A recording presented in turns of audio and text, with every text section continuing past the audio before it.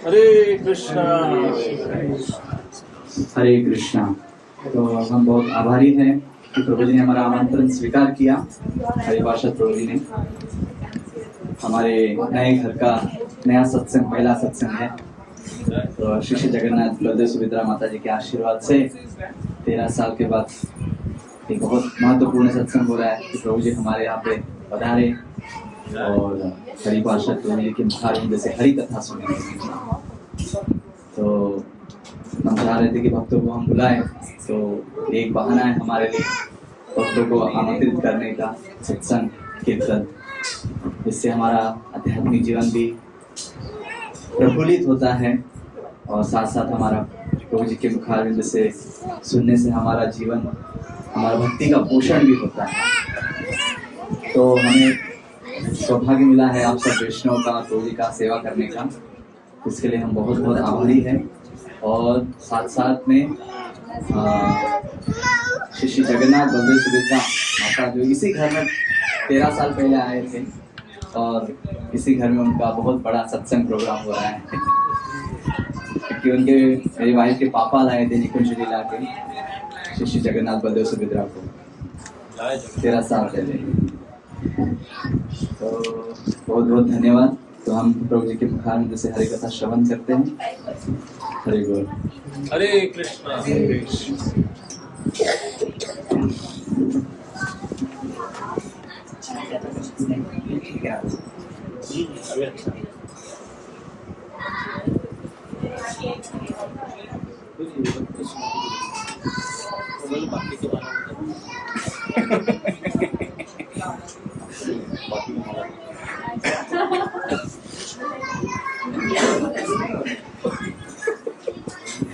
हरे कृष्णा। हरे कृष्णा।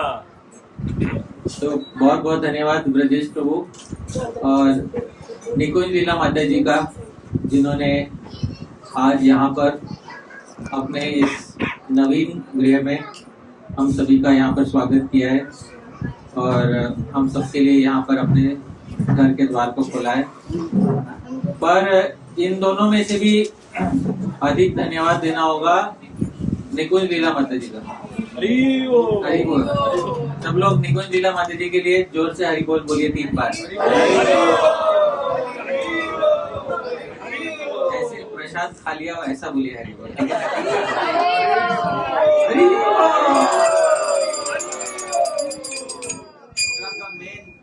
हाँ वही, क्योंकि ना गृहम गृहम इत्याहुर गृहिणी गृहम उच्यते। ये 4 दीवार इसी टॉपिक में बताओ। हाँ अब तो मैंने एजेंडा सेट कर लिया माता जी। 4 दीवारी को घर नहीं कहते, क्योंकि 4 दीवारी में तो बैचलर लोग भी हॉस्टल में रहते हैं, तो उसकी हालत हमने देखी है वो कैसे होती है। तो चैतन्य महाप्रभु ने खुद चैतन्य चरितामृत में कहा है, न गृहम गृहम इत्याहुर गृहिणी गृहम उच्यते।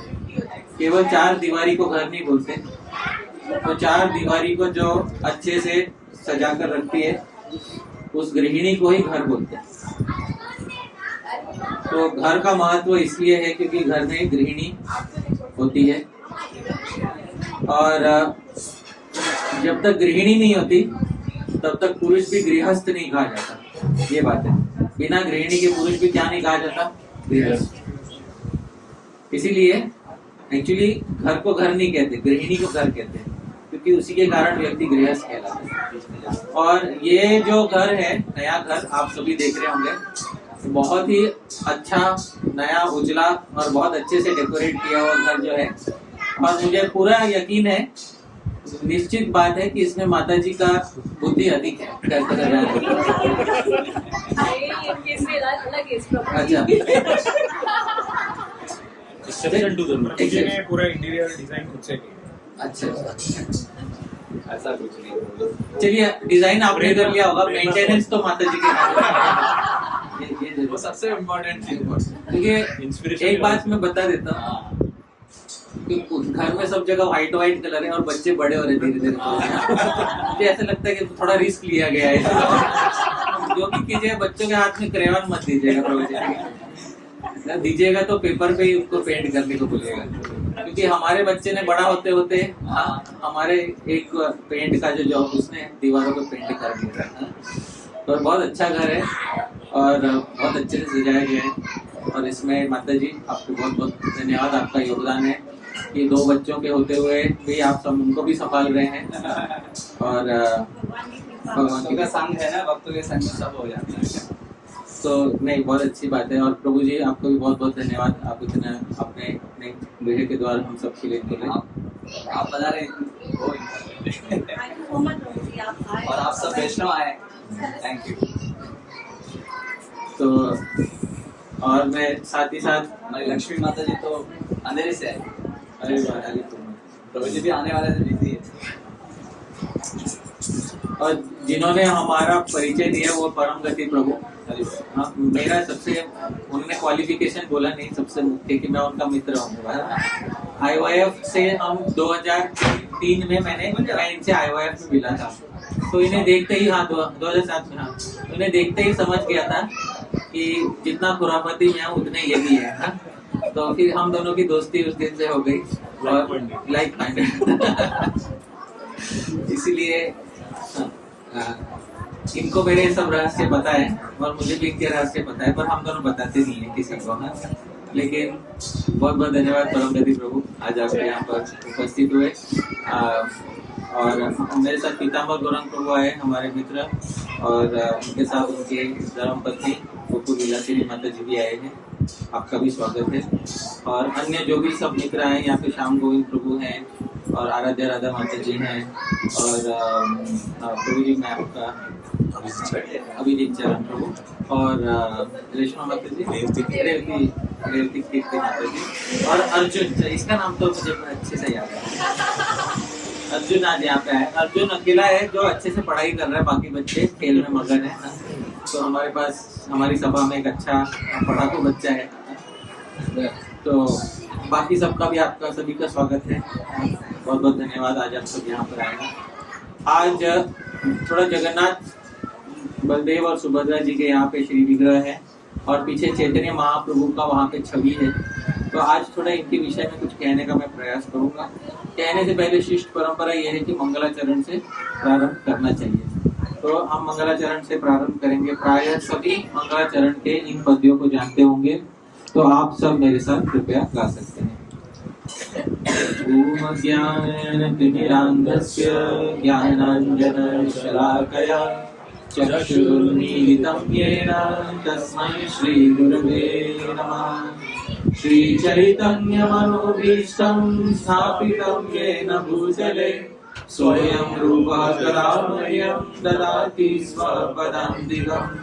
वन्देऽहं श्रीगुरो श्रीयुतपदकमलं श्रीगुरुं वैष्णवांश्च श्रीरूपं साग्रजातं सहगण रघुनाथान्वितं तं सजीवं साद्वैतं सावधूतं परिजनसहितं कृष्ण चैतन्य देवं श्रीराधा कृष्ण पादान् सहगण ललिता श्री विशाखान्वितांश्च नमो विष्णुपादाय कृष्ण प्रेष्ठाय भूतले श्रीमते भक्ति वेदांत स्वामिनिधि नामिने नमस्ते सारस्वते देवे गौरवाणी प्रचारिणे निर्विशेष शून्यवादी पाश्चात्य वेशतारिणे नमो महावदान्याय कृष्ण प्रेम प्रदायते कृष्णाय कृष्ण चैतन्य नामे गौरतुषे नमः।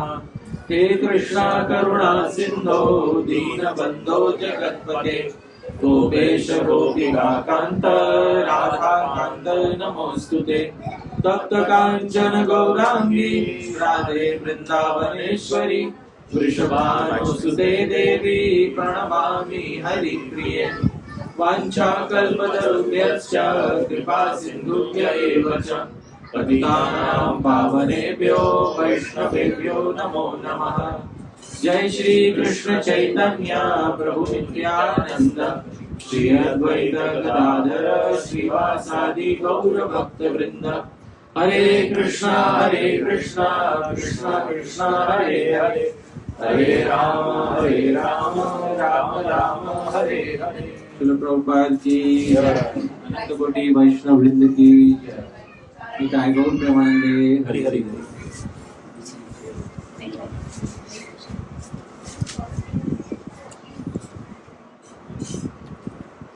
श्री चैतन्य महाप्रभु ने अपने जीवन के अधिकांश वर्ष जिस स्थान पर बिताए उस स्थान का नाम है जगन्नाथपुरी। अपने जीवन के अधिकांश वर्ष उन्होंने जगन्नाथपुरी में बिताए। बाहरी दृष्टि से इसका एक कारण था कि चैतन्य महाप्रभु का जन्म हुआ था नवद्वीप में, जिसको आजकल हम मायापुर कहते हैं। और जब उन्होंने संन्यास ले लिया था तो उनकी माता चाहती थी कि वो ज्यादा दूर न रहे हमसे संन्यास लेने के बाद भी। तो चैतन्य महाप्रभु ने बाहरी तरह से ये बोल दिया कि ठीक है, मैं यहाँ जगन्नाथपुरी में रहूंगा ताकि मेरी जो भी खबर है मेरे घर वालों तक पहुंचती रहे, क्योंकि अगर दूर घूमता रहूंगा तो लोगों तक मेरी खबर नहीं पहुंचेगी। चैतन्य महाप्रभु के जो माता थे उनका नाम था शची देवी। उनके जो बड़े पुत्र थे विश्वरूप, उन्होंने संन्यास लिया था। तो शची माता पहले पुत्र के संन्यास लेने के कारण वो हृदय में बहुत विवल हो गई थी और संन्यास लेकर विश्वरूप एक जगह पर नहीं टिकते थे, वो सब जगह घूमते रहते थे। और विश्वरूप ने अपना देह जो है वो यहाँ पंढरपुर में महाराष्ट्र में छोड़ा था। तो यहाँ विश्वरूप जो है उनका जो देह त्याग है यहाँ पंढरपुर में हुआ था। अब यह सुन के शची माता को बहुत दुख हुआ था। उसके बाद अद्वैत आचार्य के बहलाने फुसलाने पर दूसरे पुत्र ने भी संन्यास ले लिया। ये सुनकर शची माता को और भी दुख हुआ। फिर भी चैतन्य महाप्रभु ने संन्यास ले ही लिया था, तो उन्होंने शची माता को ये कहा कि ठीक है, मैं ज्यादा दूर नहीं रहूंगा। देखिए, सन्यासी अपने गांव में नहीं रह सकता, ये बात है। नियम यह है कि सन्यासी कभी अपने गांव को नहीं जा सकता और अपने गांव में नहीं रह सकता। तो नवद्वीप में नहीं रहे वो, फिर जगन्नाथपुरी में रहे, क्योंकि जगन्नाथपुरी में प्रायः जो है सभी बंगाल से भक्त जाते रहते थे। आज भी जो वीकेंड होता है तो बंगाल से बहुत सारे लोग कहाँ चले जाते हैं, जगन्नाथपुरी चले जाते हैं। तो पहले के समय भी बंगाल से बहुत सारे लोग कहाँ चले जाते थे, जगन्नाथपुरी। कि एक बैलगाड़ी ले लिया तो 24 घंटे में पहुंच जाएंगे, ऐसा है जगन्नाथपुरी। तो वैसे लोग पहुंच जाते थे। तो चैतन्य महाप्रभु भी जगन्नाथपुरी में उन्होंने अधिकांश वर्ष बिताए। अच्छा, जगन्नाथपुरी में जब चैतन्य महाप्रभु रहे, बीच में कुछ 1-2 साल वो दक्षिण भारत की यात्रा करने के लिए गए थे। तो दक्षिण भारत की यात्रा करने के लिए जब गए थे तो अपने साथ उन्होंने एक सेवक को ले लिया था। तो वो सेवक का नाम था कृष्णदास। वो सेवक जो है थोड़ा मन से थोड़ा विचलित था। विचलित मतलब वो जब एक गांव में गया तो किसी स्त्री पर आकर्षित हो गया वो। तो चैतन्य महाप्रभु ने कहा कि मुझे थोड़े स्थिर मन वाला सेवक चाहिए, ऐसा सेवक नहीं चाहिए, इसका मन थोड़ा स्थिर हो, ऐसा सेवक चाहिए। चैतन्य महाप्रभु ने बहुत मुश्किल से, बहुत कठिनाई से उसको स्त्री संग से बचाया और उसको ब्रह्मचारी आश्रम में रहने के लिए प्रेरित किया। लेकिन फिर चैतन्य महाप्रभु ने कहा कि हमको एक ऐसा सेवक चाहिए जो थोड़े स्थिर मन का हो। चैतन्य महाप्रभु जब जगन्नाथपुरी में पहली बार आए थे तब उनकी मुलाकात एक विशेष व्यक्ति से हुई थी। इस व्यक्ति का नाम था सार्वभौम भट्टाचार्य। आप में से किस किसने सार्वभौम भट्टाचार्य का नाम सुना है? सार्वभौम भट्टाचार्य ये बृहस्पति का स्वरूप माने जाते हैं। उनको जितना शास्त्रों का ज्ञान था उतना ज्ञान प्रायः किसी को उस समय भारतवर्ष में नहीं था। आज भी भारतवर्ष में शास्त्रों में जो सबसे कठिन शास्त्र माना जाता है वो है न्याय शास्त्र। और उस न्याय शास्त्र में भी जो सबसे कठिन माना जाता है वो है नव्य न्याय, नया स्कूल ऑफ न्याय। जो पुराना स्कूल ऑफ न्याय है उसका खंडन हो चुका था, इसलिए नव्य न्याय बनाया गया। और नव्य न्याय जिसने बनाया उनका नाम था गंगेश उपाध्याय। इन गंगेश उपाध्याय ये रहते थे मिथिला में, और वो मिथिला से बाहर नव्य न्याय को जाने नहीं देना चाहते थे। उसमें ऐसे तो नव्य न्याय को, गंगेश उपाध्याय जो है नव्य न्याय को कभी मिथिला से बाहर जाने नहीं देना चाहते थे। वो चाहते थे कि अगर किसी को नव्य न्याय पढ़ना है तो हमारे गांव में आकर ही पढ़ना होगा। तो उनका एक शिष्य था जिसके पास से पढ़ाई किया सार्वभौम भट्टाचार्य ने, और पूरा नव्य न्याय कंठस्थ करके नवद्वीप ले गए और उसको नवद्वीप में उन्होंने लिख डाला एक पोथी पर। तब जाके नवद्वीप में नव्य न्याय का पहला स्कूल खुला और वो स्कूल खोलने वाले कौन थे? सार्वभौम भट्टाचार्य। उन दिनों जो पंडित है अपने गांव से बाहर विद्या जाने नहीं देते थे, ताकि हमारे गांव की प्रतिष्ठा भी बढ़े, तो लोगों को पता चले। नहीं तो 100 साल बाद कोई पूछेगा नहीं कि इसका नव्य न्याय कहाँ पैदा हुआ। तो गंगेश उपाध्याय चाहते नहीं थे कि नव्य न्याय बाहर जाए मिथिला से, फिर भी एक व्यक्ति ने उसे पूरा कंठस्थ करके मिथिला से बाहर लाके नवद्वीप में स्थापित कर दिया। वो व्यक्ति कौन थे? सार्वभौम भट्टाचार्य। अभी जो न्याय के शास्त्री रहते ना, ये लोग ऐसे सीधे साधे लोग नहीं रहते, ये लोग किसी भी चीज पे संशय करते हैं। संशय करना इनकी पहली प्रवृत्ति है। अब बिना संशय के ये कोई वस्तु सीखते नहीं है। तो न्याय शास्त्र होता ही वैसा है। विषयो संशयश्चैव पूर्व पक्षस्ततोत्तरम निर्णयश्चेति सिद्धांतम शास्त्राधिकरणम स्मृतम। पहले एक विषय ले लेते, टॉपिक ले लेते, फिर संशय, उस पे पहले क्या उठाते हैं? संशय। फिर पूर्व पक्ष, एक पक्ष एक व्यक्ति लेता है, उत्तर पक्ष दूसरा, फिर दोनों झगड़ते हैं, फिर तीसरे व्यक्ति को आके निर्णय देना पड़ता है। हाँ? फिर सिद्धांतम, फिर जाके क्या मिलता है? सिद्धांत। शास्त्राधिकरणम स्मृतम, ऐसे शास्त्रों का अधिकार होता है। तो ये नव्य न्याय में बहुत पारंगत थे। फिर भी इनको भगवान का साक्षात दर्शन हुआ था। वो भी कब हुआ? जब वो किससे मिले थे? चैतन्य महाप्रभु से मिले। उसके बाद इनको भगवान का दर्शन हुआ। इसलिए ये चैतन्य महाप्रभु में श्री कृष्ण को देखते थे। अब जब सार्वभौम भट्टाचार्य श्री कृष्ण को देखने लगे चैतन्य महाप्रभु में, तो सब लोगों को बीच में ये प्रसिद्धि फैल गई कि चैतन्य महाप्रभु स्वयं श्री कृष्ण। सार्वभौम भट्टाचार्य तब तक जगन्नाथपुरी शिफ्ट हो चुके। नवद्वीप में तो स्कूल बसा लिया, उनके शिष्य को संभालने को दे दिया। शिष्य का नाम था रघुनाथ शिरोमणि। रघुनाथ शिरोमणि ने नव्य न्याय का स्कूल नवद्वीप में चलाया और सार्वभौम भट्टाचार्य खुद आके जगन्नाथपुरी में स्थापित हो गए। जगन्नाथपुरी में आज भी सार्वभौम भट्टाचार्य का घर है। वहां आप जाकर देख सकते हो, जहाँ चैतन्य महाप्रभु और सार्वभौम भट्टाचार्य का पहला मीटिंग हुआ था, वहां देख सकते हो।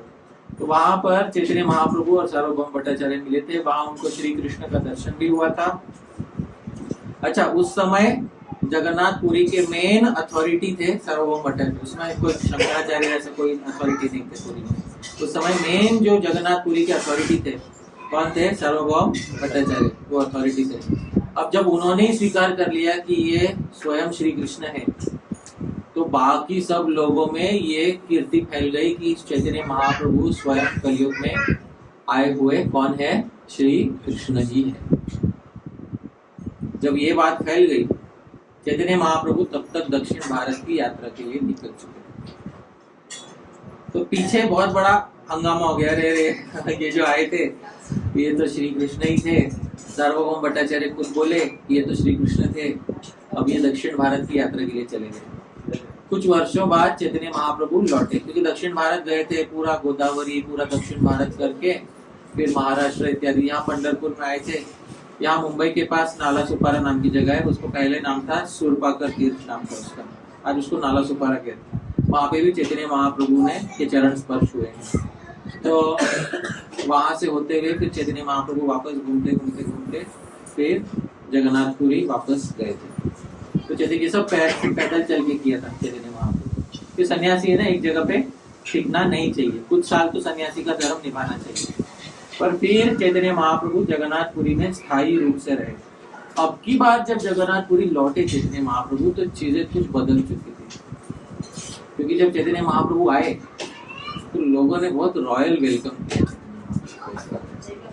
इस बार लोगों की लाइन लगी हुई, तांता लगा हुआ था चैतन्य महाप्रभु को वेलकम करने के लिए। और सबसे आगे थे सार्वभौम भट्टाचार्य। और सबके मुख पर एक ही बात थी, हम तो आपसे मिल लिए, एक व्यक्ति है जो आपसे मिलना चाहता है, आप कृपया उसको दर्शन दोगे। तो किसी को मालूम है किसकी बात कर रहे थे? किसकी सिफारिश की जा रही थी? महाराज प्रताप रुद्र की सिफारिश की जा रही थी। चैतन्य महाप्रभु बोले ये क्या हो गया अचानक से? मैं तो सार्वभौम भट्टाचार्य को बताया। लेकिन धीरे धीरे कीर्ति पूरी फैल गई थी चैतन्य महाप्रभु की। तो अचानक से क्या होता है, जिसको हम आजकल के टर्म्स में कहते हैं ना कि सेलिब्रिटी स्टेटस मिल जाना किसी को अचानक से, थोड़ी सी वो वाली बात वहां पे हो गई थी। श्री चैतन्य महाप्रभु ने उस वर्ष कुछ ऐसा किया जो इससे पहले नहीं किया था कभी। उस साल चैतन्य महाप्रभु ने कहा कि इस साल रथ यात्रा होने वाली है, अभी कुछ महीनों में क्या होगा, रथ यात्रा होगा। इस बार हम एक नई परंपरा स्थापित करेंगे। और उस साल चैतन्य महाप्रभु ने एक नई परंपरा स्थापित की, बोले इस साल हम गुंडीचा मंदिर का मार्जन करेंगे। अब आपको मालूम होगा मंदिर, बहुत लोगों ने सुना होगा गुंडीचा मंदिर। मंदिर का नाम क्या है? गुंडीचा नहीं है, ई बड़ी नहीं है, ई क्या है, छोटी है, गुंडीचा। तो बहुत बार लोग इसका गलत उच्चारण करते हैं, गुंडीचा नहीं है नाम, तो क्या है, गुंडीचा। तो इसे गुंडीचा मंदिर है। ये मंदिर जो है वास्तव में ये मंदिर नहीं है, मंडप है। क्या है ये? मंडप। मंडप किसको कहते हैं? जो टेंट बोलते हैं ना, शामियाना कहते हैं जिसको हिंदी में, जहाँ टेम्पररी रुकने का स्थान होता है उसको क्या कहते हैं? मंडप। तो गुंडीचा ये मंडप है वास्तव में। जब रथ यात्रा हो जाती है, रथ यात्रा के बाद जगन्नाथ जी 7 दिन गुंडीचा मंडप में रुकते हैं। तो श्री चैतन्य महाप्रभु ने बोला इस वर्ष हम क्या करेंगे कि हम गुंडीचा का मार्जन करेंगे, मतलब हम गुंडीचा का साफ सफाई करेंगे।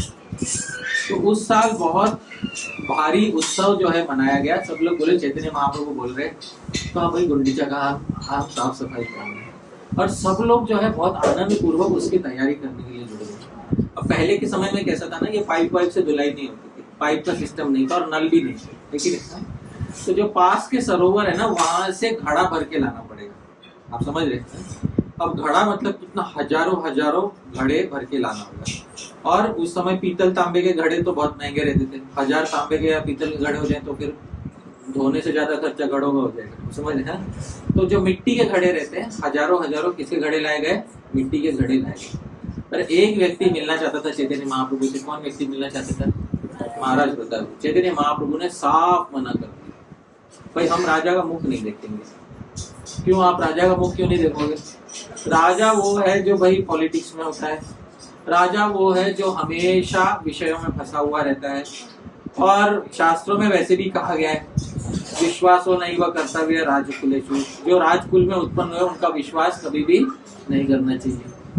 जो पॉलिटिशियन है वो घर पे आके आपको आप सभी वादे करके जाए और फिर आप उसके लिए वोट भी डाल दो और फिर अगले दिन आपको मालूम पड़े कि आपके वादे पूरे हुए ही नहीं। तो इसलिए विश्वास के पात्र नहीं होता। जो पॉलिटिशियन होता है, जो राजपुरुष होता है, विश्वास का पात्र नहीं मानता।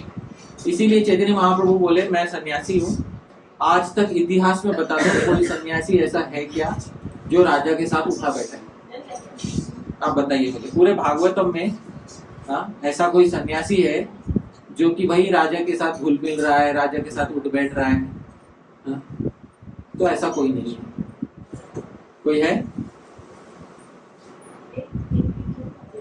एक भी नहीं। सन्यासी की बात कर रहा हूँ, एक भी सन्यासी ऐसा आपको नहीं मिलेगा। तो प्राचीन काल में जो सन्यास होता था वो सन्यास बहुत अलग रहता था। प्राचीन काल के सन्यास की थोड़ी बात बता देता हूँ।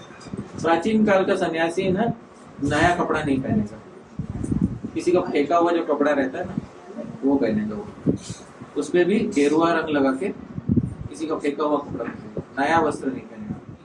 दूसरी बात, उसके कपड़े पे एक भी स्टिच नहीं लगेगा। स्टिच मतलब जो हम सिलाई करते हैं ना वो नहीं लगेगा। और उसको एक पीस पहनने के लिए एक कौपीन और ऊपर वस्त्र नहीं रहेगा सन्यासी के। पहले के सन्यासी कौन सा वस्त्र नहीं रखते थे? ऊपर वस्त्र। ऊपर वस्त्र में तो ऊपर जो कुर्ता रहता है ना, इसको हम बोलते हैं। पहले के सन्यासी ऊपर वस्त्र नहीं रखते थे, क्योंकि सन्यास लिया है ना अपने ये सब शरीर को सजाना नहीं है। और एक कमंडल रहता था हाथ में। कमंडल किसके लिए? भाई आपको पीने के लिए पानी चाहिए उसके लिए। और एक पत्थर का प्लेट रहता था। किसी ने पुराने जमाने में देखा रहेगा पत्थर का प्लेट। मैं एक बार नवद्वीप में गया था, वहाँ पे नरोत्तम दास ठाकुर का जो इस्तेमाल किया हुआ पत्थर का प्लेट है वो वहाँ पर मैंने देखा था। एकदम ऐसा काला पत्थर का प्लेट, बहुत भारी, और उसमें कोई वैशिष्ट्य नहीं है, लेकिन दिखने में एकदम सादा। लेकिन वो पहले के जो बैरागी लोग थे उसको। जीव गोस्वामी ने नरोत्तम दास ठाकुर को एक बात बताई थी, यदि तुमको साधु बन के रहना है एक काम करना, सिर्फ एक ही काम करना। तो नरोत्तम दास ठाकुर ने क्या काम करना? बोले जिस अन्न को अग्नि ने स्पर्श किया वो कभी नहीं खाना। आप समझ रहे ये बात बोले? साधु बन के रहना ना, तो उसको हाँ, तो एक ही काम करना, जिस अन्न को अग्नि ने स्पर्श किया ना वो कभी नहीं खाना। तो ऐसा वो लोग साधु रहते थे। आज हमको बोलेंगे तो हम कैसे बहाने देंगे, अरे भगवान को क्या भोग चढ़ाएंगे ऐसे। तो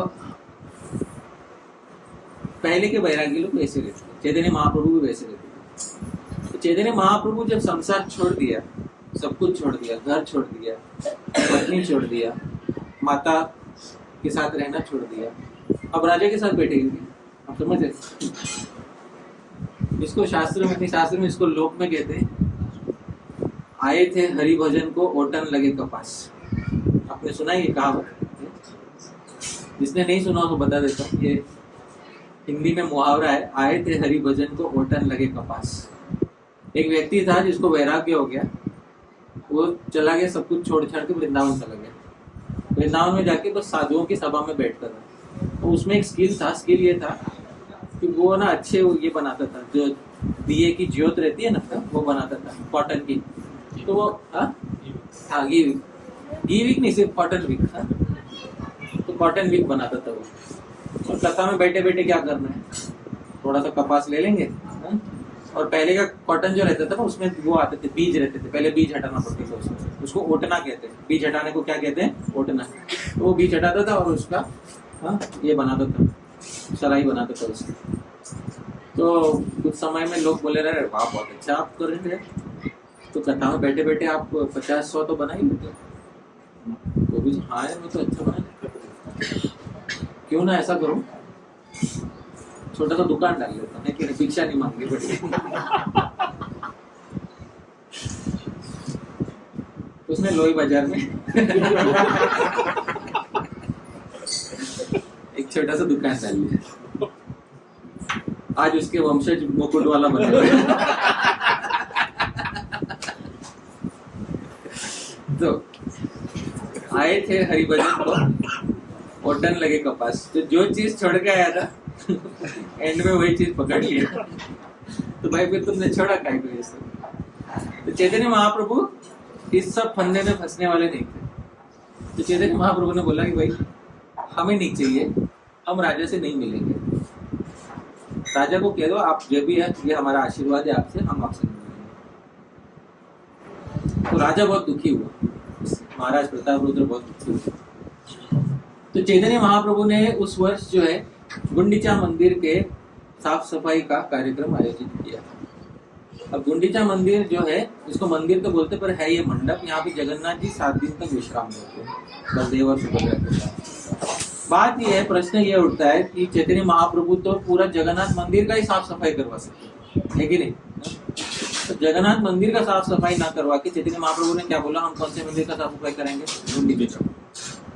क्यों भाई, लोगों की कमी है कि आपके पास जो छोटा मंदिर साफ करवा रहे? नहीं, हजारों भक्त, चाहे तो पूरा जगन्नाथ मंदिर ही अच्छे से धो डालेंगे, कोई प्रॉब्लम ही नहीं होगा। नख से लेके शीख तक पूरा साफ कर देंगे, कोई प्रॉब्लम नहीं होगा। लेकिन चैतन्य महाप्रभु ने जगन्नाथ मंदिर की साफ सफाई के लिए नहीं बोला, गुंडीचा मंदिर की साफ सफाई। उसमें भी कुछ लोग साफ सफाई नहीं कर पाएंगे। कौन कौन लोग साफ सफाई नहीं कर पाएंगे? पहले हरिदास ठाकुर, इनको कोई सेवा नहीं है। आप समझ रहे? हरिदास ठाकुर कोई सेवा नहीं कर सकते। मैं प्रश्न पूछता हूँ, आप हाँ या ना में उत्तर दीजिएगा। आप 500 साल पहले चले जाइए, आप वैष्णव की सभा में बैठे, क्या हरिदास ठाकुर भोजन बना सकते हैं? क्या हरिदास ठाकुर भोजन परोस सकते हैं? कोई खाएगा? क्या हरिदास ठाकुर भागवतम का क्लास ले सकते हैं? क्या हरिदास ठाकुर मंदिर में जाके भगवान का दर्शन कर सकते हैं? तो हरिदास ठाकुर के लिए क्या सेवा बच गई? हरे कृष्णा कृष्णा कृष्णा हरे हरे, हरे राम राम राम।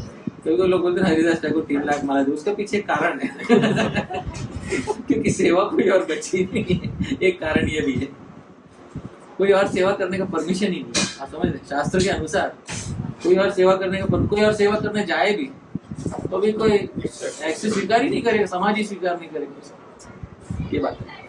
आज हम दूसरों को उदाहरण तो देते हैं, प्रभु जी हरिदास ठाकुर की तरह होना चाहिए, पर सच में अगर हरिदास ठाकुर की तरह हो जाए तो फिर मंदिर में जाना बंद करना पड़ेगा, प्रसाद का सर्विंग बंद करना, प्रसाद कुकिंग बंद करना पड़ेगा।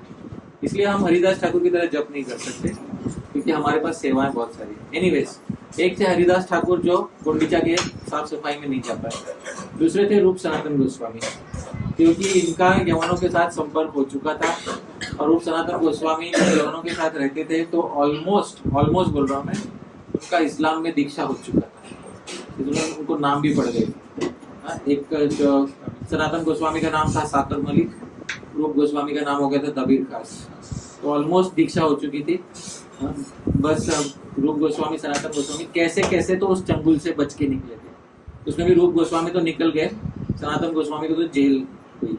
उस समय की जेल का वर्णन सुनोगे तो आत्मा कांप जाएगी, इसलिए मैं उस दिशा में नहीं जाऊंगा। लेकिन सनातन गोस्वामी रूप गोस्वामी किसी तरह बच के निकले। जब सनातन गोस्वामी चैतन्य महाप्रभु से मिलने आए थे, जेल में एक ही जगह पे रहने के कारण उनके शरीर पर इन्फेक्शन हो गया था, उनके शरीर से पस निकल रहा था। वो उस समय की जेल कैसी रहती थी उसका वर्णन किसी और दिन किया जाएगा। लेकिन सनातन गोस्वामी बहुत मुश्किल से बच के निकले थे। सनातन गोस्वामी चैतन्य महाप्रभु से मिले थे। ये लोग नहीं, पर बाकी सारे जो भक्त हैं जो शिष्ट परिवार से है, मतलब जिनका यवन से संपर्क अधिक नहीं हुआ है, ब्राह्मण इत्यादि परिवार से जो भक्त है, वो लोग सभी गुंडीचा मंदिर के साफ सफाई में जुड़ गए। चैतन्य महाप्रभु ने जो है उसका पूरा लीडरशिप संभाला, और चैतन्य महाप्रभु ने लीडरशिप संभाला मतलब सबको एक एक करके बोला कि सब बड़ा घट पानी का भर के लाओ। और उस समय कोई डिटर्जेंट नहीं रहता था, सिर्फ पानी और झाड़ू रहता, उस समय सिर्फ पानी और झाड़ू से साफ सफाई करना। चैतन्य महाप्रभु ने यह शर्त रखा था, जो भक्त जितना ज्यादा मेरे लिए कचरे का ढेर लेके आएगा मैं उसको उतना ज्यादा अच्छा मानूंगा। ये तो कोई बात नहीं हुई ना। अब चैतन्य महाप्रभु ये क्या बात है कि मतलब जो ज्यादा अच्छा साफ सफाई करता है वो ज्यादा अच्छा भक्त है, इसका क्या मतलब है? फिर भी चैतन्य महाप्रभु ने ये शर्त रखी कि जो ज्यादा कचरा का ढेर लेके आएगा उसको मैं ज्यादा अच्छा भक्त मानूंगा। और जो साफ सफाई करने में थोड़ा आलस करता था ना, उसको देख के चैतन्य महाप्रभु उसको चिढ़ा देते, उसको ना ताना कसते थे, बोलते अरे वाह बहुत अच्छी साफ सफाई कर रहे हैं, ऐसे दूसरों को भी सिखाओ तुम कैसे साफ सफाई कर रहे हैं। तो ऐसे चैतन्य महाप्रभु उसको ताना मारते। चैतन्य चरितामृत में वर्णन है, तो चैतन्य महाप्रभु थोड़ा व्यंग्य करते थे उसके साथ, जिससे कि वो व्यक्ति फिर ठीक से साफ सफाई करता था। पूरा मंदिर अच्छे से धुल गया और सब लोग बाहर आ गए। देखो चैतन्य महाप्रभु इतना कचरा बाहर निकला, वो सालों से साफ नहीं किया, इतना कचरा बाहर निकला। पहली बार उसका रिचुअल क्लीनिंग जो बोल रहे चैतन्य महाप्रभु ने उसका इंट्रोडक्शन किया था। चैतन्य महाप्रभु बोले वो तो ठीक है, अभी हम राउंड 2 करेंगे। राउंड 2 करेंगे मतलब अब हम वापस ये जो किया है अभी इसको वापस हम ये एक्सरसाइज करेंगे, वो भी अभी करेंगे। लोग थोड़े से अचंभित हो गए, अरे अभी तो सब ठीक लग रहा है, ठीक नहीं लग रहा है। साफ सफाई मतलब क्या रहता है ना, मुझे नीचे वो थोड़ा भी कण नहीं दिखना चाहिए, ये बात मुझे दिख रहा है, इसीलिए वापस साफ करना। तो फिर सभी भक्तों ने वापस बड़े बड़े घड़े भर के लाए, और इस बार भक्तों ने थोड़े से थक गए थे, तो लाते जाते ना टकरा जाते थे और मटका फूट जाता था बहुत बार। फिर भी कैसे तैसे करके वापस सबने मंदिर की दूसरी बार धुलाई की उसी दिन। और फिर जब दूसरी बार धुलाई की चैतन्य महाप्रभु ने, अच्छा चैतन्य महाप्रभु का एक विशेषता ये थी, सबके साथ वो भी साफ सफाई करते थे, और सबसे ज्यादा कचरा चैतन्य महाप्रभु ने अपने हाथ से साफ करके निकाला। तो वो केवल वो जो आर्म चेयर लीडर रहता है ना कि हाँ दूसरों को बस मोटिवेशन दे रहा है और खुद कुछ नहीं कर रहा, वैसे नहीं थे वो स्वयं जो है मैदान में उतर के उन्होंने साफ सफाई किया था, और उन्होंने सबसे ज्यादा कचरा जो है बाहर निकाला था। और फिर उसके बाद सेकेंड राउंड में भी चैतन्य महाप्रभु ने सबसे अधिक जो है इसमें से बाहर निकाला, धूल मिट्टी बाहर निकाला। उसके बाद पूरा मंदिर के अंदर जाते ही, क्योंकि दीवारों पे भी पूरा पानी पानी पानी पानी पूरा ठंडा हो गया था मंदिर अंदर जाते ही एकदम एयर कंडीशनर जैसी जो फीलिंग रहती ना, दीवारों से वैसी फीलिंग आ रही थी। उस समय चैतन्य महाप्रभु बोले कि अब आप सभी के मन जैसा ये मंदिर साफ हो।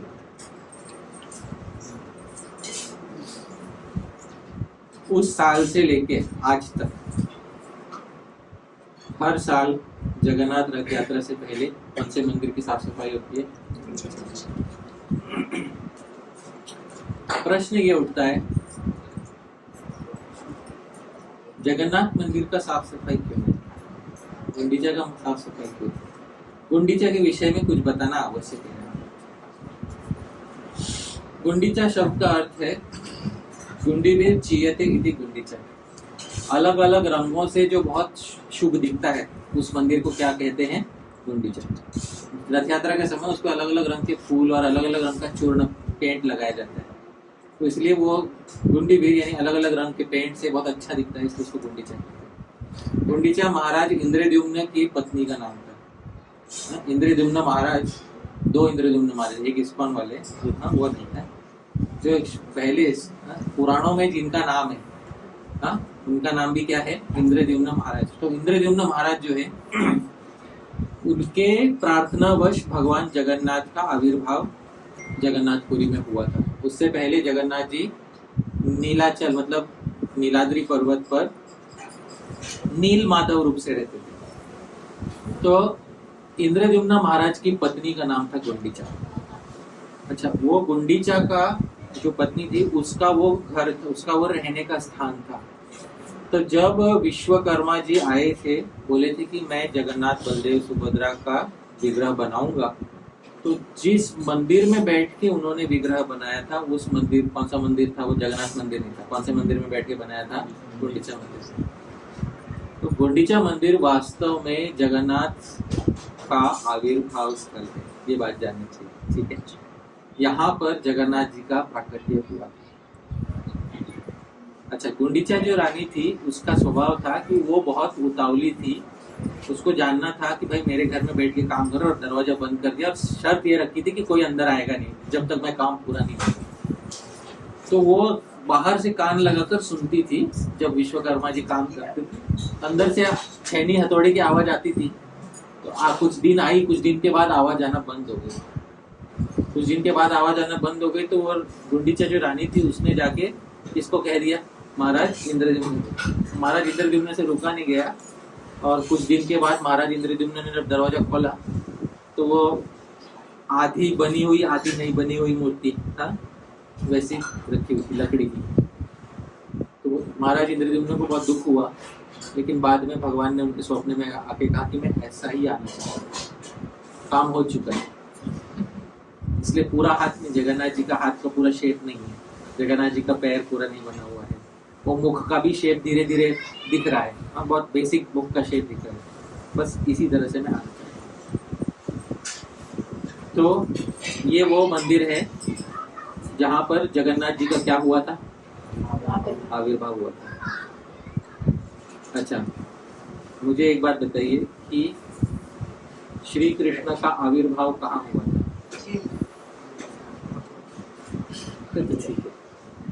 श्री कृष्ण ने पहला सूर्य कौन से स्थान पर दर्शन किया? वृंदावन में। आप समझ रहे? बर्थडे जिसको बोलते हैं जिस दिन सूर्योदय होता है, पहला सूर्योदय श्री कृष्ण ने कौन से स्थान पर दर्शन किया था? वृंदावन में। तो जहाँ श्री कृष्ण का आविर्भाव होता है वो स्थान क्या कहलाता है? वृंदावन होता है। आप समझ रहे? इसका बहुत बड़ा रहस्य है।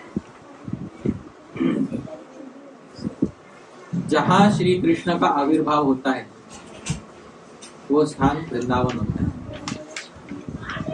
जगन्नाथपुरी में एक स्थान है जो कि वृंदावन माना जाता है, वो है गुंडीचा मंदिर। आप किसी जगन्नाथपुरी के पांडा से आप पूछिए कि यहाँ पर वृंदावन कहाँ है जगन्नाथपुरी, तो आपको बोले गुंडीचा में। अच्छा, गुंडीचा में क्यों है? गुंडीचा में इसलिए क्योंकि जब भगवान जगन्नाथ रथ यात्रा करने के बाद एक हफ्ता कहाँ पर विश्राम करते हैं? गुंडीचा में। तो वो जो 7 दिन होते हैं ना, वो 7 दिन गीत गोविंद गाया जाता है और उसमें जगन्नाथ जी की रथ यात्रा निकाली जाती है, यानी वहां पे रास लीला का आयोजन होता है। कौन से मंदिर में रास लीला का आयोजन होता है? गुंडीचा मंदिर। इसका अर्थ ये है कि जगन्नाथपुरी में जो मंदिर है वो द्वारका है, और 3 किलोमीटर की दूरी पे ही गुंडीचा है जो क्या है वृंदावन। और रथ यात्रा का अर्थ ये है कि हम भगवान श्री कृष्ण को द्वारका से खींचकर कहाँ पर लेके जा रहे हैं, और वो वृंदावन लेके जाने से पहले वृंदावन को हमें अच्छे से क्या करना होगा, ये बात जानना बहुत आवश्यक है। उसमें भी साफ सफाई कितनी बार हुई, 2 बार। 2 बार साफ सफाई का क्या रहस्य है? बात यह है कि जब श्री कृष्ण हमारे जीवन में आते हैं तो श्री कृष्ण का सबसे पहला निवास स्थान होता है हमारा हृदय, और इस हृदय में श्री कृष्ण निवास कर सके उसके लिए सबसे पहले हृदय को अच्छे से क्या करना होगा, हमको साफ करना होगा। हृदय को पहली बार साफ करना मतलब जो मोटी मोटी भौतिक इच्छाएं हैं, हा? जो जिसको आप कहते हैं क्लियरली मटेरियल डिजायर जो हम कहते हैं, उसको पहले अच्छे से धो लेना, अन्याभिलाषिता शून्य वो करना। पर मोटी मोटी भौतिक इच्छाएं धोने के बाद भी कोई व्यक्ति भक्त बन जाता है। भक्त बनने के बाद भी व्यक्ति के हृदय में दूसरे प्रकार की इच्छा उपज सकती है। इस इच्छा को चैतन्य चरितामृत में एक नाम दिया गया है, इसको कहते हैं, मेरे पीछे कहिएगा, उपशाखा। क्या कहते हैं इसको? उपशाखा। उपशाखा का क्या मतलब होता है? कोई बोल सकता है उपशाखा मतलब क्या? शाखा मतलब इंग्लिश में क्या होता है? उपशाखा मतलब क्या? सब ब्रांच। तो भाई सब ब्रांच क्यों कहते हैं इसको? ये जो छोटी छोटी इच्छाएं हैं, वो छोटी इच्छाएं क्या है वो भी बताऊंगा। उसको सब ब्रांच यानी उपशाखा क्यों कहते हैं? एक्चुअली उपशाखा का मतलब सब ब्रांच नहीं होता है। अब मैं आपको बताता हूँ, ध्यान से आप सुनिएगा। जब कोई वृक्ष जंगल में उगता है तो वृक्ष का एक ही लक्ष्य होता है, ऊंचा से ऊंचा उगना। वृक्ष ऊंचा क्यों उगता है जंगल में? हाँ, यस, बहुत अच्छा, हाँ, वंडरफुल। उसको क्या, किसका प्रकाश चाहिए रहता है? सूर्य का प्रकाश चाहिए रहता है। सूर्य के प्रकाश के लिए वृक्ष ऊपर ऊपर ऊपर ऊपर उठता है। तो उसको मालूम है उसको सूर्य का प्रकाश मिलेगा तब उसका वो फलेगा फूलेगा। अच्छा, कभी कभी वृक्ष के किनारे एक कहते हैं जिसको कहते हैं क्रीपर, वाइन, VINE। वो वृक्ष नहीं होता पर वृक्ष पे गोल गोल गोल गोल घूमने लगता है, समझ में? हाँ, बेल चढ़ने लगती है। अब वो बेल जो है वो वृक्ष के अंदर धस जाती है, वृक्ष के तने पर। और कभी कभी ये बेल जो है ना, ये वृक्ष को पूरा कवर कर लेती है। और जब ये वृक्ष को पूरा कवर कर लेती है ना, तो फिर पूरा का पूरा सूर्य का प्रकाश किसको मिलने लग जाता है? बेल। और फिर बेचारे वृक्ष का क्या होता है? वो सूख जाता है, धीरे धीरे सूख के मर जाता है। तो ये जो बेल रहती है ना, जो साइड से उठती है वृक्ष के ऊपर, और ये वृक्ष को ही ढक लेती है, और फिर ये वृक्ष को ही उसका पोषण नहीं प्राप्त होने देती। इस बेल को ही शास्त्रों में क्या कहा जाता है? ये बात जानना है। चैतन्य चरितामृत पे एक बहुत महान टीकाकार हुए श्री राधा गोविंद नाथ जी, उन्होंने इस रहस्य समझाया था ये वास्तव में उपशाखा का क्या अर्थ होता है। तो चैतन्य चरितामृत में कहा गया है हमारी भक्ति जो है ना, उसको भक्ति लता बीज बोला गया। बोला है कि नहीं? हाँ, भक्ति लता, गुरु कृष्ण प्रसादे पाए भक्ति लता, तो बहुत कॉमनली कोटेड। ब्रह्मांड ब्रह्मित कोनो भाग्यवान जीव, गुरु कृष्ण प्रसादे पाए भक्ति लता बीज। फिर वो माली, भक्त माली होता है, गुरु माली होता है, उसको सेचन करता है, वो भक्ति लता ऊपर ऊपर बढ़ती है। ऊपर कहाँ तक जाना है उस भक्ति लता को? हाँ, गोलोक, श्री कृष्ण के चरण तक। क्यों? कृष्ण सूर्य सम माया है अंधकार, है कि नहीं? कृष्ण किसके समान है? सूर्य के समान है। सूर्य से भक्ति लता को क्या मिलता है? पोषण मिलता है।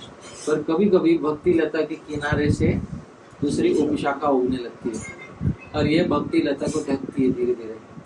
और शुरुआत में कुछ नहीं लगता, शुरुआत में सब ठीक लगता है, बाद में पता चलता है कि भक्ति धीरे धीरे खत्म हो रही है। तब तक इट इज टू लेट, ऐसा बोलना पड़ता है। अब मैं बताता हूँ उपशाखा क्या होता है। उपशाखा होता है लाभ, पूजा, प्रतिष्ठा, कुटी, नाटी इत्यादि, इसको उपशाखा कहते हैं। जब व्यक्ति भक्ति में आ जाता है तो धीरे धीरे धीरे धीरे जूनियर डिवोटी से वो सीनियर डिवोटी बन जाता है। उसमें ज्यादा से कुछ साल आप एक जगह पर बिता दो तो जूनियर डिवोटी से क्या बन जाएगा, वो सीनियर डिवोटी। किसी भी मंदिर में आप चले जाओ, जैसे अमरदीप चरण प्रभु, आप किसी मंदिर में आज न्यू भक्त करके मान लो लग गए, एक ही जगह पे आप 15 साल टिक गए, 15 साल बाद आपको न्यू भक्त बोलेंगे क्या, या आपको सीनियर बोलेंगे? क्या बोलेंगे? सीनियर बोलेंगे।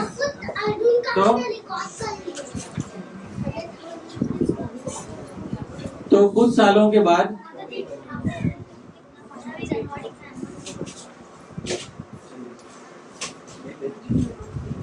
कुछ वर्षों के बाद भक्ति में जब आपका प्रगति होने लगता है तो भक्त लोग जो है आपको आदर सम्मान देने लगते हैं। अब आदर सम्मान शुरुआत में बहुत अच्छा लगता है, जब बेल चढ़ती है ना वृक्ष पे तो सुंदर दिखाई देती है, बहुत सुंदर दिखाई देती है। आदर सम्मान शुरुआत में बहुत अच्छा लगता है। और किसको आदर सम्मान पसंद नहीं? आप बताइए मुझे, किसको आदर सम्मान पसंद नहीं है कि नहीं? शास्त्रों में कहा है मृदंगो मुखलेपे न करोति मधुरम ध्वनि। ये मृदंग है ना, इसका मुख लेप देंगे ना, मुख लेपना मतलब मालूम है ना क्या होता है? उसके ऊपर पेस्ट लगाएंगे ना, बहुत मधुर ध्वनि करता है। वैसे ही किसी का मुख लेप देंगे ना, किसी के मुख पे उसकी तारीफ कर देंगे ना, समझ रहे? ये तो मृत है, इसका मुख लेपने पे भी ये स्वीट हो जाता है। हम तो जीवित है ना, हमारा मुख लेपने पे हम क्यों नहीं स्वीट होंगे? समझ रहे हैं? तो धीरे धीरे व्यक्ति को उसका आनंद आने लगता है। व्यक्ति बोलता है हाँ मैं भक्ति तो अच्छा कर ही रहा हूँ, शायद सच में सीनियर डिवोटी बन गया रहूँगा, है कि नहीं? हाँ? लोग अच्छी बातें भी करते हैं मेरे बारे में, 2 लोग आके हार वार पहनाते, आदर सम्मान देते, ऊंचे आसन पे बिठाते भी है। तो अवश्य कुछ तो अच्छा होगा मेरे में जो सच में मैं लीडर बन गया, है कि नहीं? हाँ?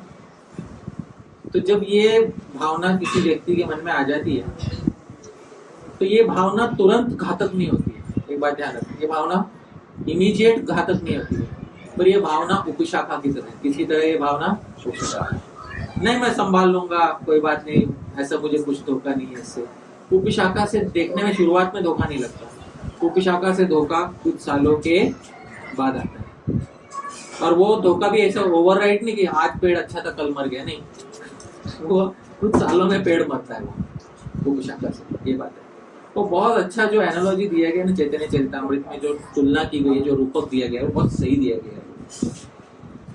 तो उससे होता क्या है, क्योंकि जब किसी को प्रतिष्ठा मिलती है तो प्रतिष्ठा मिलने पर वो व्यक्ति के हृदय में ऐसा लगता है कि हाँ मैं स्वीकार लिया गया, समाज ने मुझे स्वीकार लिया। क्योंकि लोगों के मन में हमेशा ये इच्छा रहती है कि समाज हमें स्वीकारे, हमारा एक्सेप्टेंस हो समाज में।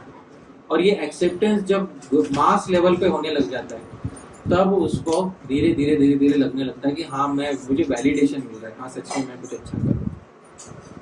अच्छा, इसके बहुत सारे नेगेटिव साइड्स भी है। जब कोई व्यक्ति फेमस बनता है किसी भी समाज में, चाहे वो भक्तों का समाज ही क्यों ना हो, तो एक बात बताइए, एक व्यक्ति को फेमस बनने के लिए 1000 लोग ऐसे चाहिए जो फेमस नहीं है। आप समझ रहे? I hope you are able to understand that. For one person to become famous, you should have 1000 people who are not famous. For one person to become a president, you should have 1000 people who are not president. आप समझ रहे? For one person to become a leader, you should have 1000 people who are not leaders. देखिए, seminar तो leadership के बहुत दिए जाते हैं, अंत में सत्य ये है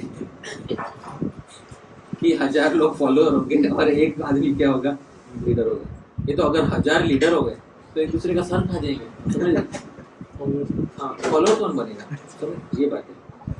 it's very important to understand कि जब कोई एक व्यक्ति फेमस होता है तो वो 1000 लोगों के सर पे पैर रख के फेमस होता है। अब वो 1000 लोग इसको अच्छे सेंस में लेंगे या बुरे सेंस में लेंगे?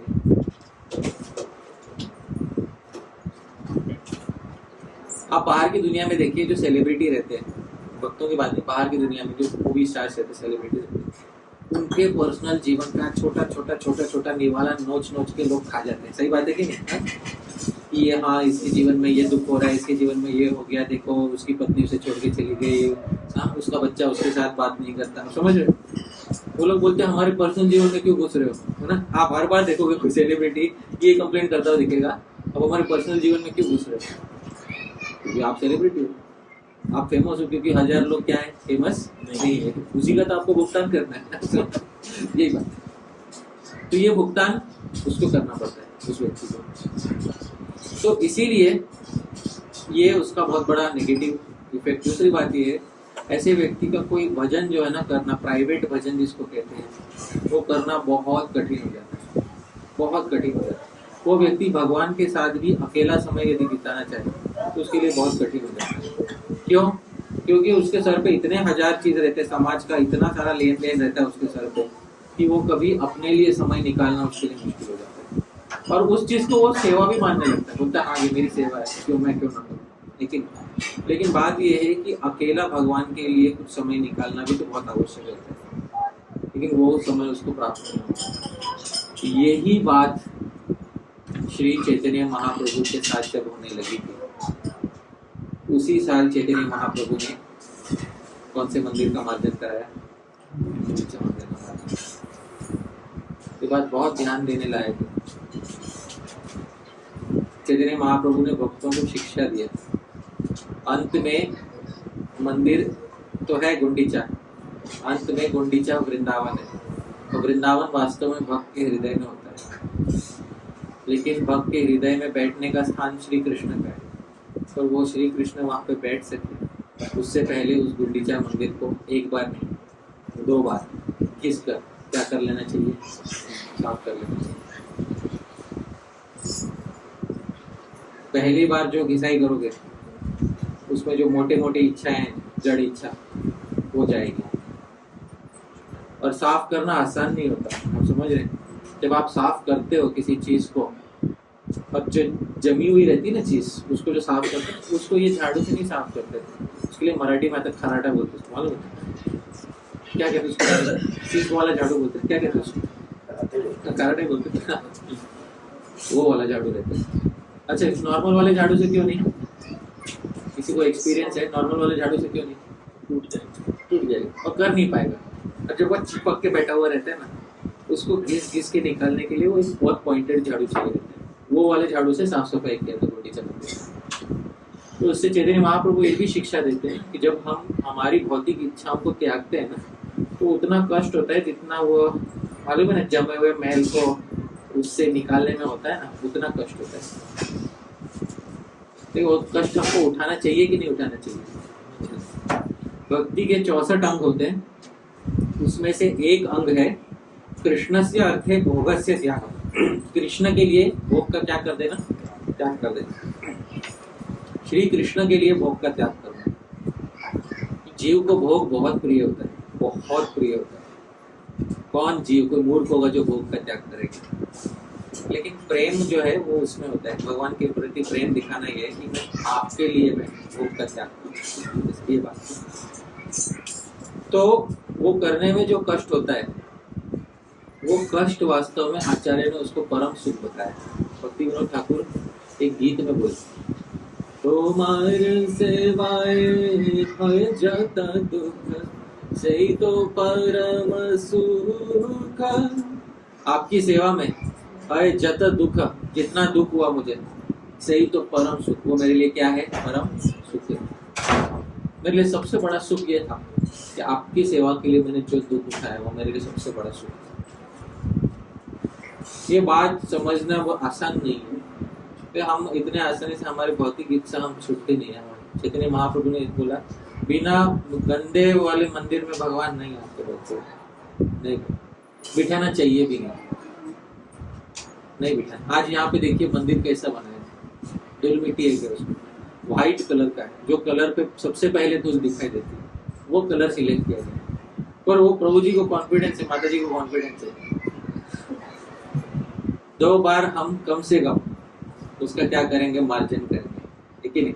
अब देखो इस्कॉन के जो भक्त रहते, मंदिर भी रहते, उसमें जो ब्लैक मार्बल के अंदर का ब्लैक, ब्राउन, ग्रे कुछ भी ऐसे नहीं बनाते। कौन से कलर का बनाते? व्हाइट। प्रभुपाद जी अच्छा स्टैंडर्ड क्यों स्थापित किया, व्हाइट क्यों बनाए? व्हाइट पे सबसे पहले क्या दिखाई देता है? धूल। और धूल दिखाई देना मतलब किस चीज का समय आ गया? मार्जन करने का समय आ गया, ये बात है।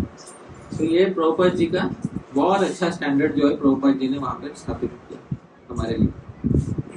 तो प्रभुपाद जी बोलते नहीं ब्लैक, फिर तो सालों बाद भी साफ दिखाई दे रहा है ऐसा हो सकता है, लेकिन नहीं व्हाइट। तो ये जैसा मंदिर बनाया गया है प्रभुपाद जी के स्टैंडर्ड के हिसाब से बनाया गया है, तो व्हाइट कलर और उस पर धूल पहले दिखाई तुरंत साफ कर देना, ऐसा होना चाहिए। बस सोचिए हमारा हृदय यदि ऐसा हो, मंदिर की तरफ देख के सोचिए हमारा हृदय यदि ऐसा हो, लेकिन भगवान को हम कौन सी जगह बिठाएंगे? भगवान को कौन सी जगह पे हम बैठे? ऐसे मंदिर में बिठाएं? केवल साफ सफाई, पहला तो साफ सफाई काम पहला है, उसके बाद उसमें फूल माला इत्यादि सब डेकोरेशन भी किया, वो तो नेगेटिव हटाना तो पहला काम है। आचार्यों के ग्रंथ पढ़ना, गीत इत्यादि सीखना, सब सीखना, स्तोत्र सीखना, श्लोक सीखना, भगवान की स्तुति सीखना, तो इस तरह से हम भगवान को हृदय में आमंत्रित करेंगे। वो पुष्पमाला इत्यादि लगाने के समान, तब जाके श्री कृष्ण आके बैठेंगे। तो श्री कृष्ण बोलेंगे भाई हमारे पास 1000 जगह जाने को, मैं आपके इस मंदिर में काय को आकर बैठूं? जब आपने उतना तस्दीक एफर्ट नहीं लिया कि आप थोड़ा उसको साफ कर सको, मैं क्यों आपके मंदिर में आके बैठूं? फिर जीवन के अंत में हमको लगेगा हाय मैंने इतना सब किया और भक्तों के संग में रहा, अंत में मुझे कुछ मिला ही नहीं। मिलेगा ऐसा नहीं, स्वल्पमप्यस्य धर्मस्य त्रायते महतो, थोड़ा भी धर्म करोगे तो आपको बहुत भारी भय से छुटकारा मिलेगा। पर आपको वापस साधक भक्त के रूप में जन्म लेके वापस वही A for apple B for bat बचपन में सीख के वापस वही बड़ा होके भक्तों के संग में वापस न्यू भक्त बन के आके वापस से वही सब करना है क्या? करना है आपको? इसको करना है वो वही हाथ उठा ले। हाँ मुझे अच्छा लगा, पुनः जन्म लेना है मुझे। नहीं ना, आज जितना हमको पता चल गया भक्ति के बारे में, उतना पता चलने को हमें कितना वर्ष लगा? 20 साल लगा, है कि नहीं? आपसे ये सारा एक्सपीरियंस छीन लो और बोलो वापस ए फॉर एप्पल से शुरू, आप क्या बोलोगे? नहीं भाई मैं जैसा हूँ ठीक हूँ वापस से मुझे वो सब एक्सपीरियंस ऐसे नहीं गुजरना। तो भाई इसी जीवन में साफ करना, ये बात है, ज्यादा एफर्ट नहीं बाकी, आप समझ रहे हो? ज्यादा एफर्ट नहीं बाकी, इसी जीवन में साफ करना। पॉइंट ये है, गुंडीचा मंदिर के मार्जन को चैतन्य महाप्रभु ने कितने दिन में किया? एक ही दिन में किया, 2 दिन नहीं लगा। हाँ ये बात है उसका वो कितने दिन लगाया उसका भी एक आध्यात्मिक अर्थ है।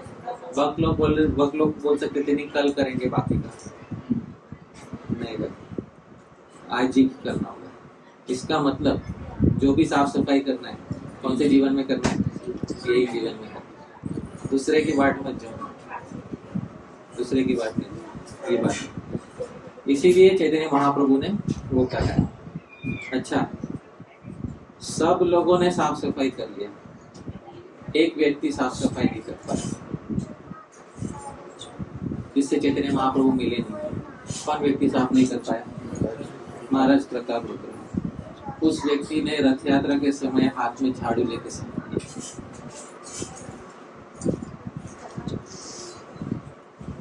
और वो देखने के बाद चैतन्य महाप्रभु ने भी बोला कि हाँ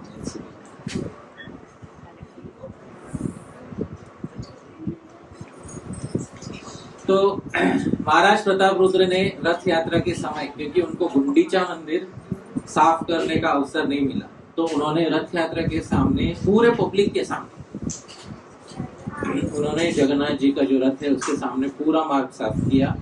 और जब चैतन्य महाप्रभु ने देखा कि ये राजा इस स्वभाव का है, तब जाके चैतन्य महाप्रभु ने उनको अपने दर्शन प्रदान किए। तो ये रहस्य है। तो ये रहस्य आप चैतन्य चरितामृत पढ़ोगे तो आपको इतने आसानी से समझ में नहीं आएगा, उसको बहुत बार पढ़ने के बाद समझ में आएगा कि क्या किया महाराज प्रताप रुद्र ने, कि फाइनली चैतन्य महाप्रभु ने उनसे मिलना स्वीकार किया। महाराज प्रताप रुद्र ने ये दिखा दिया कि जो आपके हृदय में भावना थी हृदय साफ करने की, वो मैं समझ गया। मैं गुंडीचा नहीं मार्जन कर पाया, पर वृंदावन जाने का रास्ता तो मैं साफ कर दूंगा। लेकिन तो ये रहस्य है जो हम सबको, जगन्नाथपुरी में इतने रहस्य हैं, उसका अगर किताब खोला जाए उसका अंत नहीं है। आज मेरे पास समय अधिक नहीं है। ये बात।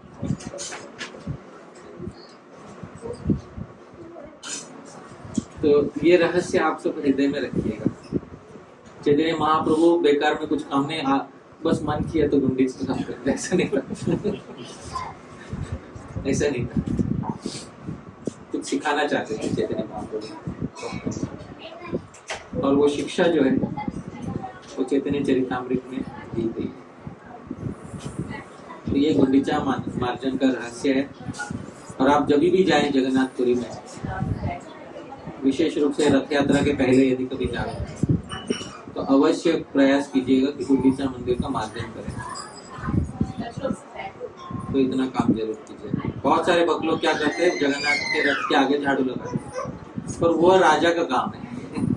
साधारण व्यक्ति का काम कहाँ पे झाड़ू लगाना है? गुंडीचा में झाड़ू लगाना है। राजा का काम रथ के आगे झाड़ू लगाना। हम राजा नहीं है, हमारे मन के राजा हो सकते हैं, लेकिन हम जगन्नाथपुरी के राजा नहीं है, वो काम राजा का। हमारा काम है गुंडीचा मंदिर यानी वृंदावन साफ करना। और पंडा लोगों का काम कौन सा मंदिर साफ करना है? जगन्नाथ। तो उसका भी रहस्य है, पर आज मैं उसको नहीं बताऊंगा। ठीक है, तो आप सभी का बहुत बहुत धन्यवाद। पुनः ब्रजेश प्रभु आपका बहुत धन्यवाद, आपने यहाँ पे आमंत्रित करके हमें गौरवान्वित किया। साथ ही साथ निकुंज लीला माता जी का भी बहुत बहुत धन्यवाद, और सरस्वती और नंद गोपाल इनका भी, क्योंकि पूरा परिवार है जो आपको सहायता कर रहा है। क्योंकि आज के कार्यक्रम में अधिक सहायता किसने की? सरस्वती ने, नंद सरस्वती ने। बहुत बहुत धन्यवाद आप सभी का पुनः, जो आप आज यहाँ पर उपस्थित हुए। हाँ, जय गुरु श्रील प्रभुपाद की, निताई गौर प्रेमानंदे। तो कुछ समय है या लेट हो रहा है? हाँ, प्रश्नोत्तर लेने की, मतलब अगर लेट हो रहा है तो वी विल पॉज हियर। कुछ तो अगर कुछ एक दो प्रश्न है, किसी को भी कुछ पूछना है तो आप पूछ सकते हैं। जी मतलब आपका शुभ नाम? नॉर्मली जो अपनी सुनते हैं अच्छा लगता है, ट्राई करते हैं, पर जब प्रैक्टिस में उतरते हैं तो माया के चैलेंजेस आते हैं जी। तो उसको ओवरकम करने का क्या तरीका? देखिए मतलब भक्ति जो है ना, ये मन का व्यापार है। जिसको मन का व्यापार ठीक से आ गया उसको भक्ति आ गई। जिसको मन का व्यापार नहीं आया उसको भक्ति नहीं जमेगा। माया शरीर को घेरने से पहले माया किसको घेरती है? देखिए वो हार गिरा, उसको आज्ञा कहते हैं। उसको जो इसको शास्त्रों में आज्ञा कहते हैं, माला गिरी, इसको आज्ञा माला। हाँ, उसको आज्ञा माला। ये हमारी है, ये आज्ञा माला है। माया किसी भी कोई जकड़ने से पहले किसको जकड़ती है? मन को। मन को जकड़ना मतलब क्या होता है? वो आपके मन को आपका शत्रु बनाती है। समझ रहे? आप ही के मन को आपका शत्रु बनाना आसान काम नहीं है, बहुत कठिन काम है, पर ये कठिन काम माया करती है। कैसे करती है? जिस वस्तु में रस नहीं है उसमें रस दिखाती है कि नहीं? माया मतलब क्या होता है? जो एक्चुअल नहीं है। जिस वस्तु में रस नहीं है उसमें रस दिखाती है। तब जाके आप अपने ही अहित का काम अपने ही हाथों से कर बैठते हैं। यही काम। तो सबसे पहले हमें हमारे मन को हमारा मित्र बनाना होगा कि भाई मेरे मन, तू काहे को हमको इतना कष्ट दे रहा है? क्या तुम्हारा बुरा कर दिया जो तुम शांति से एक स्थान पर बैठ के भगवान का भजन नहीं कर पा रहे? तो मन बोलेगा मेरी ये इच्छा का क्या करूं, मेरी वो इच्छा का क्या करूं, मेरा ये है, मेरा वो, मेरा मेरा मैं मेरा, आप समझ रहे हैं? तो मन बोलेगा ऐसे। तो मन को बोलना भाई सब कुछ मेरा मेरा होगा, तो हम क्या केवल मेरे लिए ही जिएंगे क्या? किसके लिए जीवन मिला है? मन बोले मेरे लिए मिला, वो तो हजारों जन्मों से वही मिला है, दूसरों के लिए कब जिएंगे? उदार व्यक्ति कौन होता है? जो स्वयं के लिए जीता है या दूसरों के लिए जीता है? आज आप सभी परिवार में हैं, आज आप सब सोचने लग गए मैं मेरे लिए जीऊंगा, परिवार वाले छोड़ दो, परिवार चलेगा या नहीं चलेगा? नहीं चलेगा। परिवार तब चलता है जब हम खुद के लिए जीते हैं या दूसरों के लिए जीते हैं, है कि नहीं? इतना हमारा मन मानता है कि परिवार तब चलेगा जब हम दूसरे के लिए जिएंगे। इतने में मन नहीं मानता कि भक्ति हमारी तब होगी जब हम श्री कृष्ण के सुख के लिए जिएंगे। ये मन नहीं मानता है। तो मन को समझाना ये हमारा काम है, उसको बहला फुसला कर, उसको ये बताकर कि देख कोई हानि नहीं होगी, कुछ समय लगेगा, बुरा लगेगा, कुछ समय लगेगा, एक बार अच्छी आदत हो गई फिर सब अच्छा लगेगा, सब अच्छा लगेगा। आप समझ रहे? यही कला है और कुछ नहीं है। बच्चा रहता है ना, छोटे बच्चे, अभी एक बच्चा नाराज हो गया, बेला पूछता है वो नहीं मैं नहीं आऊंगा, मैं नहीं आऊंगा, मैं नहीं आऊंगा, मैं नहीं आऊंगा, मैं नहीं आऊंगा। तो अरे बेटा अंदर आ जा, अंदर सब खेल रहे हैं, नहीं मुझे नहीं खेलना, नहीं। फिर जब वो अंदर आ गया, उसे शुरुआत में थोड़ा कठिनाई हुआ अंदर आने, अंदर आ गया, अभी वो भूल गया, सब खेल रहे हैं, समझ रहे? मन वैसा है। मन कैसा होता है ना, जिस रंग में आप रंगो ना उस रंग में रंग जाता है। ये मन का स्वभाव है, आप समझिए इस बात को। आपका मन अलग नहीं है, हमारा मन अलग नहीं है, किसी का मन अलग नहीं, मन का स्वभाव है। जिस रंग में आप उसको रंगो ना उस रंग में रंग जाता है। पर क्या हम उसको रंगना चाहते हैं, ये बात है। कभी भगवान गीता में भी बोलते हैं ना, डिसाइड तुम करो, ज्ञान में दे दिया, भगवान आपकी फ्री विल टच नहीं करते। तो भगवान भगवत गीता में अभ्यासेन तु कौन्तेय वैराग्येन च गृह्यते, दो चीज से मन कब्जा किया जाता है, और दो चीजों से मन पे कब्जा करना है। ध्यान से सुनिएगा, अभ्यास और वैराग्य। कौन सी दो चीज है? अभ्यास, वैराग्य। अभ्यास मतलब भक्ति में हमको पॉजिटिव क्या करना है वो करते रहना है, उसको बीच में छोड़ना नहीं है, क्योंकि वो छूट गया तो अभ्यास नहीं कहते। हमने रोज नियम किया कि हम रोज भगवान के विषय में कुछ नया समझेंगे, सीखेंगे, तो नियम हो गया तो रोज सीखना है। हमने नियम किया कि रोज भगवान का श्रृंगार करके आरती करेंगे, तो रोज करना है, इसको अभ्यास कहते हैं। और वैराग्य, जो आपके भक्ति के अनुकूल नहीं है उसको, जो चैतन्य महाप्रभु ने झाड़ू लिया था वो सीख वाला, वो झाड़ू लेके उसको हटा देना, ये बात है। इसको अभ्यास और वैराग्य, ये दो चीज से मन कब्जे में होता है। फिर धीरे धीरे श्री कृष्ण की जो मधुरता है उसका आस्वादन भक्तों के साथ करने से मन शांत हो जाएगा, और कुछ नहीं तो मन ऐसा नचाएगा ना, ऐसा नचाएगा आप कहीं के नहीं रहोगे, समझ, कहीं के नहीं रहेगा।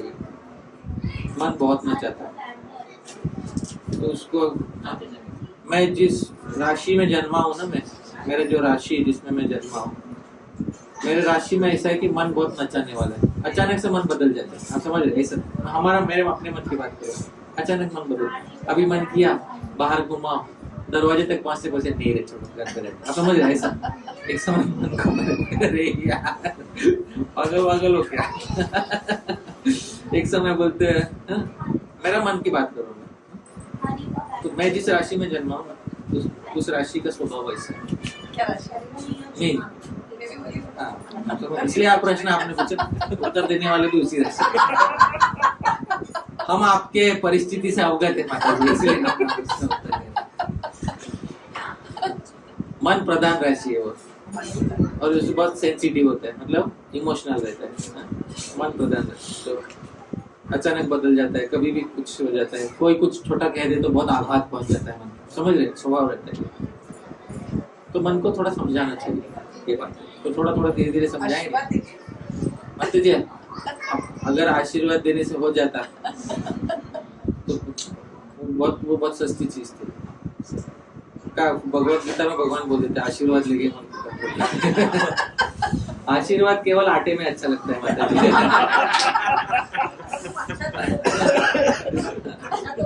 वो भी आजकल आशीर्वाद केवल आटे में अच्छा लगता है। आपको दो चीज करना है। क्या दो चीज बोला है भगवत गीता में? अभ्यास में रखें। और देखा आपका मन इतना अच्छा है, अच्छी चीज तुरंत पकड़ लेता है। ये मीन राशि वैसे रहता है, मन अच्छी चीज पकड़ता है। वैसे आपको करना चाहिए माता जी, अभ्यास करना है। और जो नई चीज, जो नई भक्ति के विरोध में ना, उसको वैराग्य देना है। क्योंकि एक बात बताता हूँ, किसी न किसी जन्म में तो करना ही पड़ेगा, किसी न किसी जन्म में तो करना ही पड़ेगा। वो निर्णय आपका, ये बात है। पर अगर इस जन्म के अंत तक मंदिर गंदा रखा तो भूल से भी भगवान के प्रवेश नहीं, फिर बेटर लक नेक्स्ट टाइम। ये बात ठीक है। एक और प्रश्न किसी का है तो पूछ लीजिए। हाँ मतलब just wanted to know सर्वभौमा का मतलब, वर्ड सर्वभौमा means भूमि होती है, भूमि शब्द होता है, भूमे है अयम, संस्कृत में जो भूमिका है वो होता है भौम। समझ में? जैसे पृथा का जो होता है वो क्या होता है? पाठ। भूमिका जो होता है वो क्या होता है? भौम। अच्छा, सर्व भूमि यस्य, सारी भूमि किसकी है? वो होता है सर्वभूमि। वो क्या कहलाता है? सर्वभूमि। राजा को क्या कहते हैं? सर्वभूमि। और सर्वभूमे है अयम, जो पूरी भूमिका है वो क्या कहलाता है? सार्वभौम। यानी जो राजा का ही दूसरा नाम क्या होता है? सार्वभौम। तो राजा का संस्कृत में नाम क्या होता है? सार्वभौम। क्योंकि सारी भूमि ही किसकी होती है? राजा की होती है। जब हम बोलते हैं किसी का सार्वभौम अधिकार हो गया, उसने गणित पढ़ा और उसका सार्वभौम अधिकार हो गया, मतलब वो गणित में वो राजा बन गया। वो आप समझ रहे हैं? ये ऐसा कहने का अर्थ है। तो सार्वभौम का मतलब क्या होता है? राजा। विश्वनाथ चक्रवर्ती, चक्रवर्ती मतलब क्या होता है? चक्र जो होता है कितने दिशाओं में घूमता है? सर्कल कितनी दिशाओं में जाता है? 8 दिशाओं में जाता है कि नहीं जाता है? तो चक्रवर्ती जो अपने राज्य में 8 दिशाओं में जिसका साम्राज्य है उसको क्या कहते हैं? चक्रवर्ती। चक्र की तरह जो घूमता है वो राजा क्या होता है? चक्रवर्ती। बाकी लोग तो अपने घर में बैठे रहते हैं, राजा का काम है ना सब जगह घूमना, इसलिए राजा क्या कहलाता है? चक्रवर्ती। बहुत बहुत धन्यवाद प्रभु जी, पुनः एक बार धन्यवाद। माता जी शायद व्यस्त होंगे।